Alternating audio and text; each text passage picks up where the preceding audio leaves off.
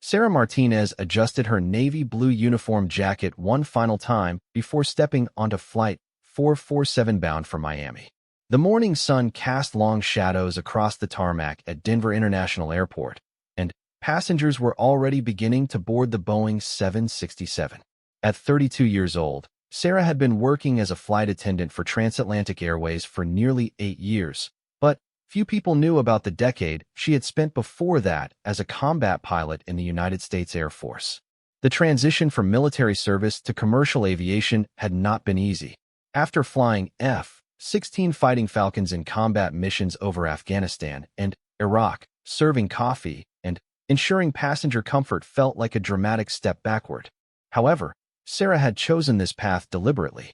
The constant stress of military life, the loss of close friends in combat, and a desire for a more stable schedule had led her to civilian life. Her military record remained impressive. Over 200 combat hours, multiple commendations for bravery, and expertise in aerial combat tactics that few people possessed. Captain Robert Hayes greeted Sarah in the galley as she completed her pre-flight preparations. Hayes was a veteran pilot with 25 years of experience, but he had never served in the military.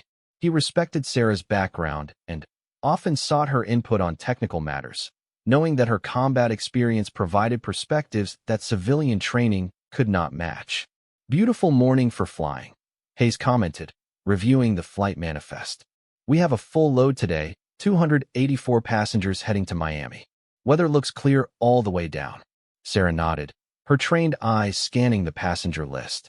Years of military service had taught her to notice details that others might miss. She observed passenger behavior, body language, and anything that seemed out of place. Today, 3 passengers had caught her attention during boarding. They sat separately but seemed to communicate through subtle glances and gestures. All 3 were young men, traveling alone, with one-way tickets purchased recently. The first suspicious passenger sat in 12A, a window seat in the main cabin. He appeared nervous, frequently checking his watch and looking around the aircraft. His carry-on bag was positioned unusually, and he had declined the flight attendant's offer to help stow it properly.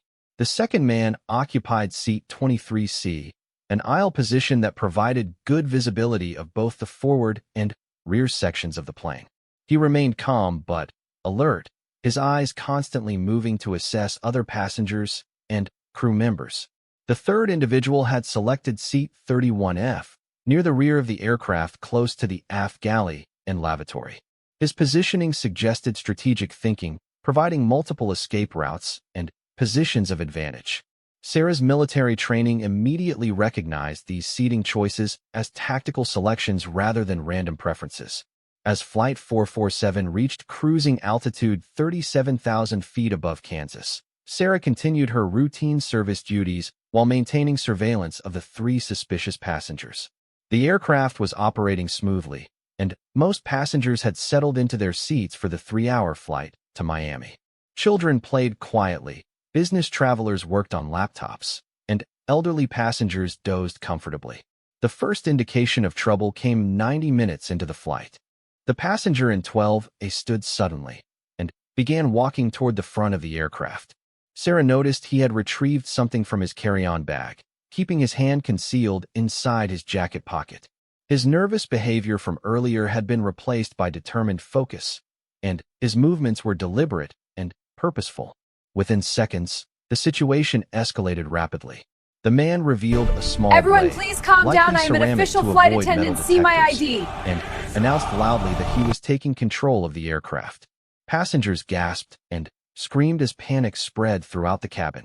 The second accomplice in 23C immediately stood and produced a similar weapon, moving to block the aisle and prevent passengers from interfering.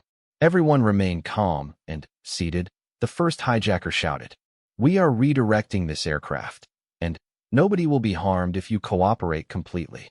The third man from the rear of the plane moved forward quickly, producing zip ties and what appeared to be a small electronic device.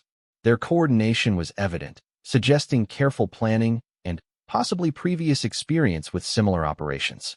They had waited until the flight was well away from any airports and over sparsely populated terrain where emergency landing options were limited. Captain Hayes immediately activated the hijack transponder code, alerting air traffic control to the emergency situation. However, the hijackers had anticipated this response and quickly gained access to the cockpit by threatening passengers. Within minutes, they had forced the captain and first officer from their seats and taken control of the aircraft's navigation systems. Sarah found herself in an unprecedented situation. Her fellow flight attendants, Jessica and Maria, were terrified and looking to her for guidance. The passengers were becoming increasingly panicked, with several people crying and others attempting to use their phones despite instructions to remain seated. The hijackers appeared organized and confident, suggesting this was not their first attempt at aircraft commandeering.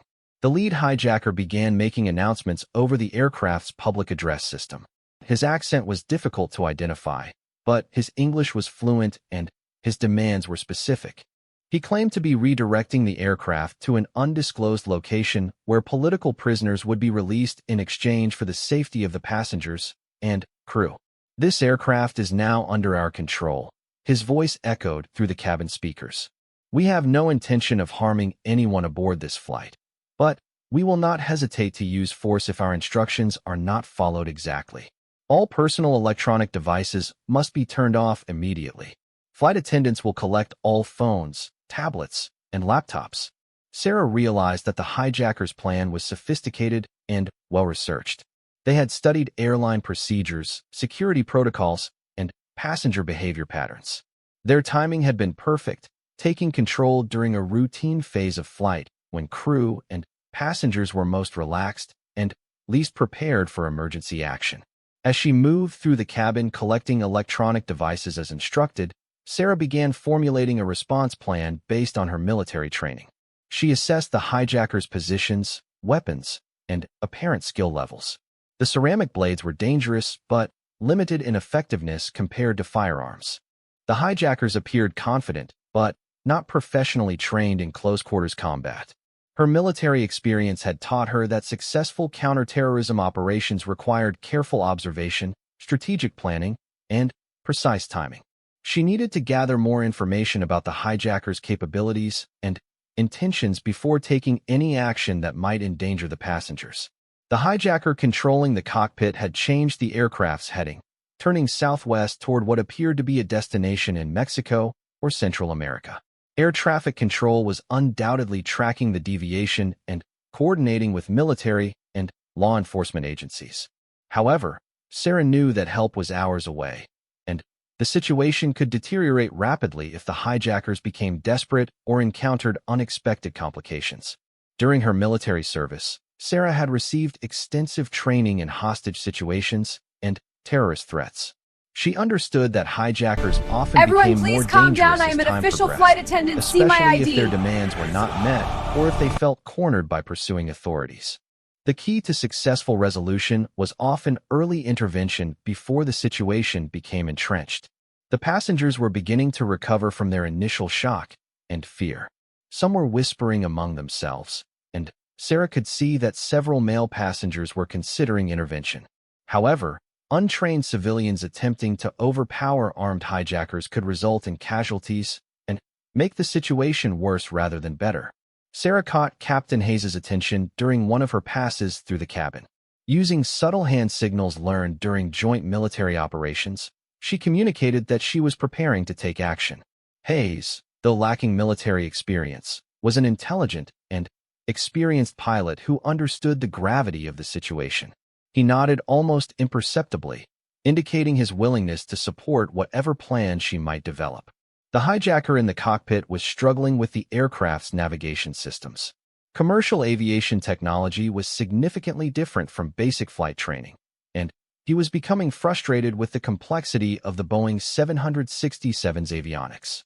His increasing agitation was evident to Sarah, who recognized that frustrated hijackers were more likely to make mistakes or become violent. Jessica, the junior flight attendant, approached Sarah during a brief moment when the hijackers were distracted by passenger compliance issues. "What are we going to do?" she whispered urgently. "Should we just wait for help to arrive?"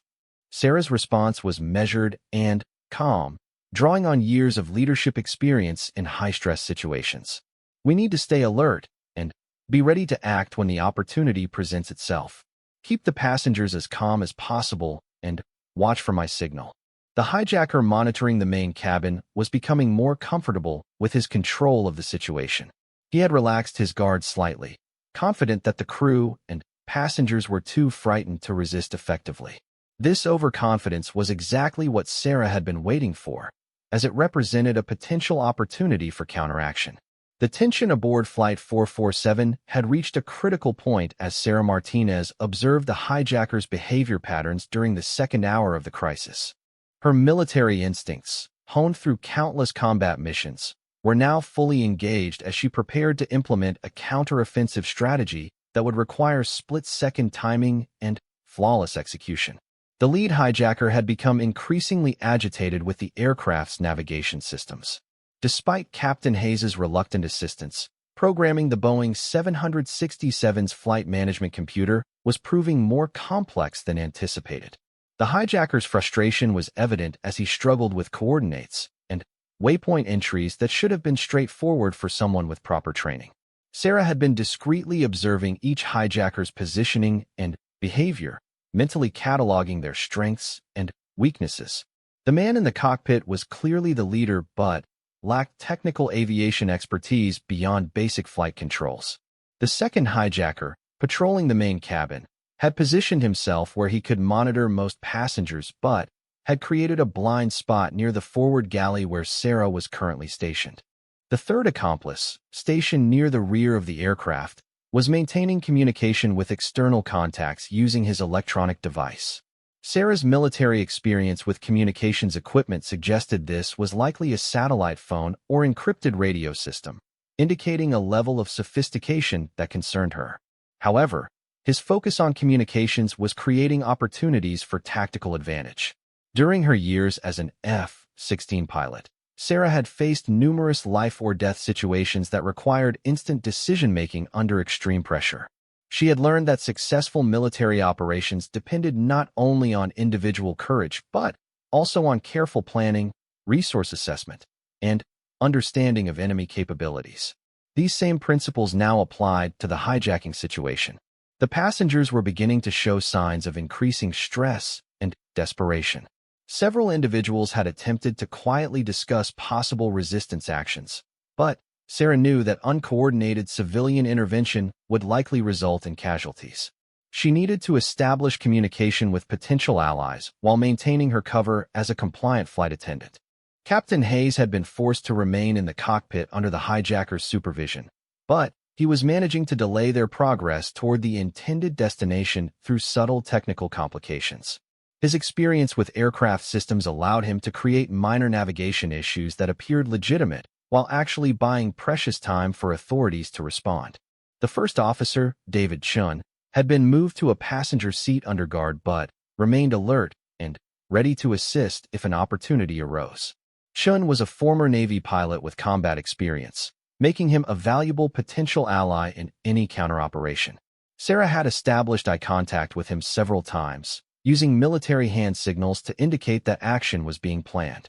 Air traffic control had been maintaining contact with the hijacked aircraft, and Sarah could occasionally hear radio transmissions that suggested military assets were being positioned to monitor the situation.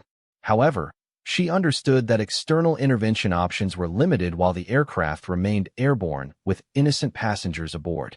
The hijacker's communication device crackled with an incoming transmission, and Sarah strained to overhear any details that might reveal their ultimate destination or timeline. The conversation was brief and conducted in what sounded like Arabic, but the tone suggested urgency and possible complications with their original plan. During her military service, Sarah had participated in numerous training exercises involving hostage rescue and counterterrorism operations. She understood that hijackers often became more dangerous when their plans encountered unexpected difficulties or when they felt pressured by time constraints. The increasing frustration of the lead hijacker suggested that such a moment was approaching. The cabin environment had become oppressive, with recycled air carrying the scent of fear and tension. Children were crying intermittently, and elderly passengers were showing signs of stress-related health issues. Sarah realized that prolonging the crisis could result in medical emergencies that would complicate any rescue operation and potentially endanger lives. Her assessment of available resources included several items that could be improvised as weapons or diversionary devices. The aircraft's galley contained various metal utensils, hot liquids, and emergency equipment that could be used tactically. Additionally, she had identified at least 3 male passengers who appeared physically capable and mentally prepared to assist if properly coordinated. The hijacker monitoring the main cabin had established a routine patrol pattern that brought him within striking distance of Sarah's position every few minutes. His overconfidence was evident as he had begun to relax his guard, apparently convinced that the crew and passengers were too frightened to resist effectively. This psychological advantage was exactly what Sarah had been working to cultivate. Years of combat flying had taught Sarah that successful tactical operations required multiple contingency plans and the flexibility to adapt quickly to changing circumstances. She had developed 3 potential scenarios for neutralizing the hijackers, depending on their positioning and the level of passenger cooperation she could achieve. The primary plan involved simultaneously incapacitating the cabin guard while signaling Captain Hayes and First Officer Chun to overpower the cockpit hijacker. This approach required precise timing and coordination, but offered the best chance of success with minimal risk to passengers. However, it depended on the hijackers maintaining their current positions and behavioral patterns. The secondary plan focused on creating a major distraction that would allow passengers to overwhelm the hijackers through superior numbers. This approach carried higher risks, but could be implemented with less coordination if the primary plan became impossible. Sarah had identified several passengers who appeared ready to take action if given proper leadership and direction. The tertiary plan was a last resort that involved direct confrontation with whatever hijacker posed the greatest immediate threat to passenger safety. This option would only be implemented if evidence suggested that the hijackers intended to harm passengers or crash the aircraft regardless of their stated demands. The lead hijacker's frustration with the navigation system had reached a breaking point, and he was now shouting at Captain Hayes in broken English mixed with what appeared to be his native language. His agitation was causing him to make mistakes and lose focus on maintaining security in the cockpit, creating potential opportunities for counteraction. Sarah had noticed that the cabin guard's attention was increasingly drawn to the disturbance in the cockpit, causing him to spend longer periods facing forward and less time monitoring the passenger compartment. This shift in focus was creating the tactical opening she had been waiting for, but the timing would need to be perfect to avoid alerting the other hijackers. The passenger in seat 14C, a middle-aged man with military bearing, had been making subtle eye contact with Sarah throughout the crisis. She suspected he might have law enforcement or military background based on his calm demeanor and alert positioning. Using discreet hand signals, she began testing his readiness to assist in a coordinated response. During a routine pass through the cabin, Sarah managed to whisper brief instructions to Jessica and Maria, her fellow flight attendants. Despite their fear, both women understood the gravity of the situation and agreed to follow Sarah's lead when the moment for action arrived. Their cooperation would be essential for managing passenger safety during any confrontation. The aircraft had been flying southwest for over 2 hours, and fuel consumption calculations suggested they were approaching a point where return to a major airport would become problematic. Sarah realized that the hijackers might be planning to land at a small airfield where they could transfer to ground transportation or another aircraft, making rescue operations significantly more difficult. The communication device used by the rear hijacker activated again, and this time Sarah was positioned to overhear more of the conversation. While she couldn't understand the language being spoken, the tone suggested increased urgency and possible changes to their original plan. This development indicated that external factors were putting pressure on the hijacking operation. Captain Hayes had been gradually reducing the aircraft's speed, ostensibly due to navigation complications, but actually to extend flight time and provide more opportunity for intervention. His actions demonstrated the kind of professional competence and calm thinking that Sarah remembered from her best military colleagues. The stress of maintaining control over nearly 300 people was beginning to show on all three hijackers. Their initial confidence had been replaced by increasing nervousness and shorter tempers. Sarah's experience with combat psychology suggested that this deteriorating mental state would soon create opportunities for decisive action. First Officer Chun had managed to establish communication with several passengers near his forced seating position, discreetly organizing a potential response group without alerting the hijackers to his activities. His military background was proving valuable in assessing passenger capabilities and organizing potential resistance. The hijacker in the cockpit had become so focused on the navigation problems that he had turned his back to Captain Hayes for extended periods. This lack of situational awareness was a critical tactical error that Sarah knew could be exploited if properly coordinated with actions in the passenger cabin. The decisive moment arrived when the lead hijacker in the cockpit began screaming into his communication device, clearly receiving unwelcome news from his ground support team. Sarah Martinez recognized the telltale signs of an operation falling apart, and she knew this chaos represented her best opportunity to act. The cabin guard had turned his attention fully toward the cockpit disturbance, presenting his back to the forward galley where Sarah had positioned herself strategically. Without hesitation, Sarah moved with the lethal precision that had made her one of the Air Force's most decorated combat pilots. In one fluid motion, she grabbed a metal-serving tray from the galley cart and struck the cabin hijacker across the base of his skull with devastating force. The impact was calculated to incapacitate without killing, drawing on years of hand-to-hand combat training that emphasized controlled violence and tactical efficiency. The hijacker collapsed instantly, his ceramic blade clattering across the cabin floor. Before he could recover consciousness, Sarah had secured his weapon and zip-tied his hands using restraints from the aircraft's emergency kit. Her actions were so swift and silent that most passengers didn't immediately realize what had occurred. Simultaneously, First Officer David Chun sprang into action from his forced seating position. His Navy combat training synchronized perfectly with Sarah's assault as he tackled the rear hijacker who was attempting to reach for his communication device. The two men crashed into the galley area, but Chen's military conditioning quickly overcame his opponent's desperate resistance.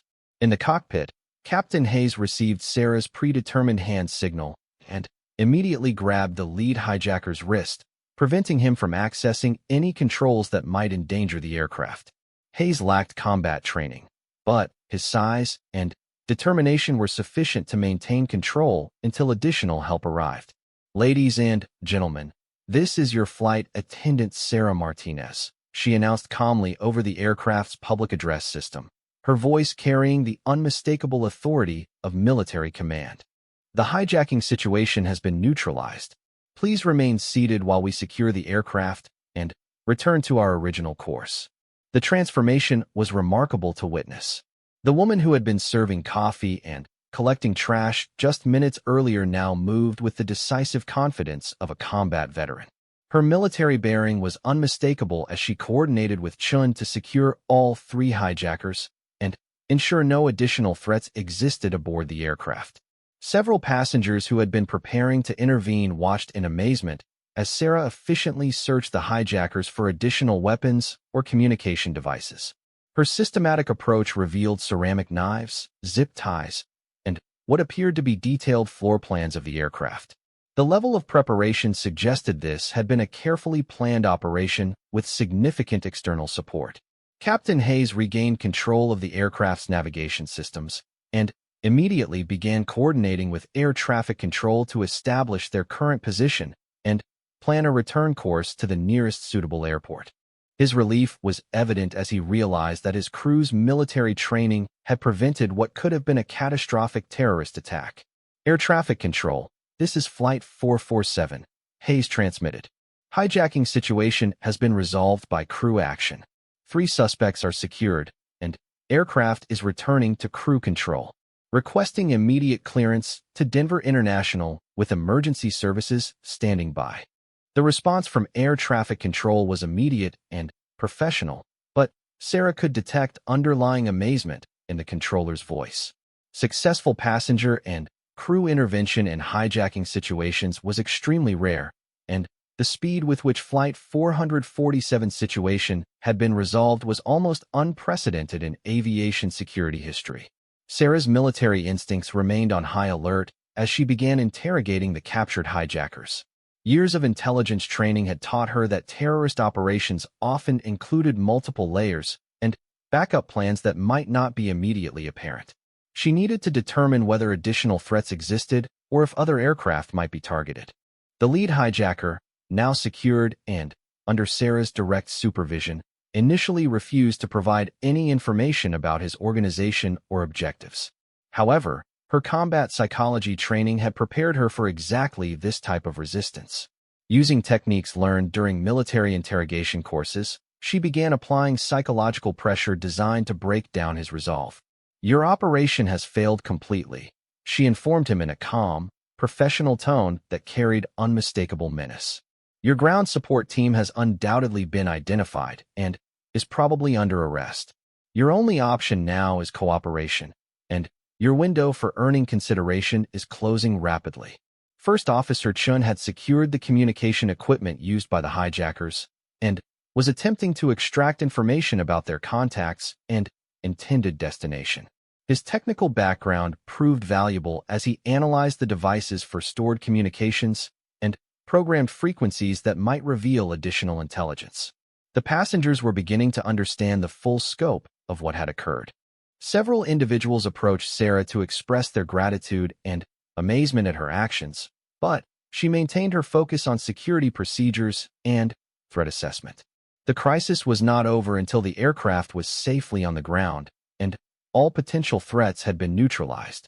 Jessica and Maria, the other flight attendants, were providing medical attention to passengers who had been injured during the brief struggle or were suffering from stress-related symptoms.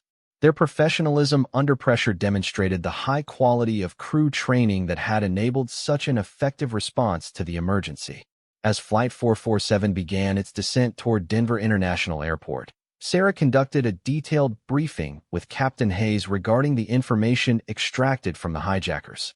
The intelligence suggested a larger terrorist cell with possible plans for additional attacks on commercial aviation. This information would need to be transmitted immediately to federal authorities for investigation and prevention of future incidents. The aircraft was met by a massive emergency response that included FBI agents, federal air marshals, medical personnel, and bomb disposal experts. The hijackers were immediately taken into federal custody while passengers and crew underwent extensive debriefing about the incident and their observations of the terrorists' methods and organization. Sarah's military background became the focus of intense interest from federal investigators who were amazed by the precision and effectiveness of her counterterrorism response. Her combat record was quickly reviewed, revealing a distinguished service history that included multiple deployments, commendations for bravery, and specialized training in exactly the type of close-quarters combat that had proven essential to resolving the hijacking. FBI Special Agent Rebecca Torres conducted Sarah's debriefing personally, recognizing that her military expertise had provided insights into terrorist tactics that civilian flight attendants would never have detected. "Your actions undoubtedly prevented a major terrorist attack," Torres informed her. "The intelligence we've gathered from these suspects suggests they were part of a larger operation targeting multiple aircraft. The investigation revealed that the hijackers belonged to an international terrorist organization that had been planning coordinated attacks on American commercial aviation. Their goal was not ransom or political demands, but rather to crash Flight 447 into a major population center, similar to the September 11th attacks. Sarah's intervention had prevented hundreds of casualties and possibly sparked a larger investigation that would disrupt additional planned attacks. Captain Hayes publicly credited Sarah's military training and combat experience with saving every life aboard Flight 447. Without her specialized background and decisive action, this situation could have ended tragically, he stated during media interviews. She demonstrated exactly the kind of courage and professionalism that our military training is designed to develop. The airline industry took immediate notice of the incident, leading to discussions about recruiting more former military personnel as flight attendants and crew members. Sarah's example demonstrated that combat-trained individuals could provide an additional layer of security that traditional civilian training could not match. Within weeks of the incident, Sarah received offers from federal law enforcement agencies interested in her unique combination of aviation experience and combat skills. The Department of Homeland Security specifically requested her assistance in developing new training programs for airline personnel based on her successful counterterrorism techniques. However, Sarah chose to remain with Transatlantic Airways, working with the company to develop enhanced security training programs for all crew members. Her experience had shown that proper preparation and situational awareness could enable civilian airline employees to respond effectively to terrorist threats. The three hijackers were ultimately convicted on federal terrorism charges and sentenced to life imprisonment without parole. Information extracted during their interrogation led to the arrest of 12 additional terrorist operatives and the prevention of at least 3 other planned attacks on American aviation targets. Flight 447's passengers became advocates for enhanced airline security and improved crew training. Several formed lasting friendships with Sarah and continued to correspond with her years after the incident. Their gratitude was evident in testimonials about her courage and the professional manner in which she had handled the crisis. Sarah's story became a case study in military and law enforcement training programs worldwide. Her ability to maintain cover as a flight attendant while conducting tactical assessment and then execute a flawless counterterrorism operation demonstrated the value of military training in civilian security roles. The incident also highlighted the importance of recruiting qualified former military personnel into critical civilian positions. Sarah's background had provided exactly the capabilities needed to prevent a major terrorist attack, and her example inspired other veterans to consider careers in aviation security. Years later, Sarah continued working as a flight attendant while also serving as a security consultant for major airlines. Her dual expertise in military operations and commercial aviation made her uniquely qualified to assess threats and develop response procedures that could save lives in future emergency situations. The hijacking of Flight 447 remained one of the most successful crew interventions in aviation security history. Sarah Martinez's transformation from flight attendant to combat operative had prevented tragedy and demonstrated that heroes often emerge from the most unexpected places, armed with skills and courage that make the difference between disaster and triumph. Sarah's final preparations included mentally rehearsing each step of her planned counterattack, visualizing possible complications, and preparing alternative responses. Her years of military training had emphasized the importance of mental preparation and scenario planning for high-stress combat situations. The moment of truth was rapidly approaching. Sarah could sense that the hijackers' control was becoming increasingly tenuous as their frustration mounted and their attention became divided among multiple problems. The window of opportunity for successful intervention was opening, and she knew that hesitation could mean the difference between success and catastrophic failure.